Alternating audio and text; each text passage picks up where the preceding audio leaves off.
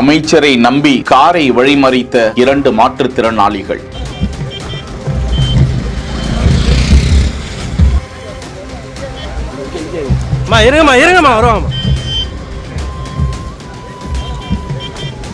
அனுதாபத்தோடு கீழே இறங்கி வந்து உடன் நடவடிக்கை மேற்கொண்ட அன்பில் மகேஷ் பொய்யாமொழி.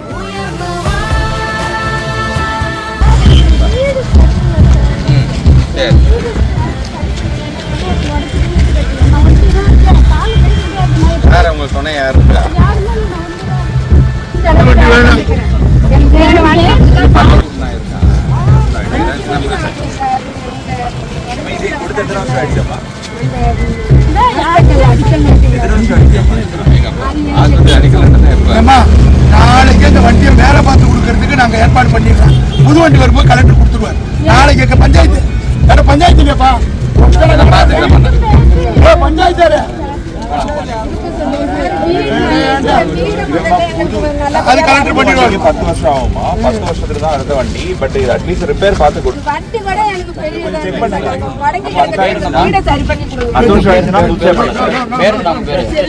நாகை செருதூரில் மீனவ கிராமத்தினரிடையே நடந்த நிகழ்ச்சியில் கலந்து கொண்டு விட்டு அங்கிருந்து வேளாங்கண்ணிக்கு புறப்பட்டு அமைச்சர் அன்பில் மகேஷ் பொய்யாமொழி கார்கள் புடைசூழ சென்று கொண்டிருக்க திடீரென வழியில் சாலை ஓரமாக சர்க்கர நாற்காலியில் நின்று கொண்டிருந்த 2 மாற்றுத்திறனாளிகள் அமைச்சரை நம்பி கரம் நீட்டி மறிக்கிறார்கள். உடனடியாக காரை நிறுத்த கூறிய அமைச்சர் கீழே இறங்கி வந்து அவர்களது மனுக்களை பெற்று விசாரிக்கிறார். தங்களது சுனாமி குடியிருப்பு வீடுகள் மிகவும் பழுதடைந்து இருக்கிறது, அதனை சீர் செய்ய முடியுமா, நடவடிக்கை எடுத்துக் கொடுங்கள் என கேட்டுக்கொள்ள உடனடியாக அதிகாரிகளை தொடர்பு கொண்டு அவர்களது வீட்டினை பராமரிக்க நடவடிக்கை எடுக்க உத்தரவிட்டார். இதனைத் தொடர்ந்து அவர்கள் அமைச்சருக்கு நன்றிகளை தெரிவித்துக் கொண்டனர். செய்திகளை உடனுக்குடன் தெரிந்து கொள்ள பிஹைண்ட் வுட்ஸ் நியூஸ் வாட்ஸ்அப் சேனலுடன் இணைந்திருங்கள். செய்திகளை வழங்கியோர் GT ஹாலிடேஸ், மெட்வே ஹாஸ்பிட்டல், சாலையா காட்டன் தோத்திஷன் ஷர்ட்ஸ்.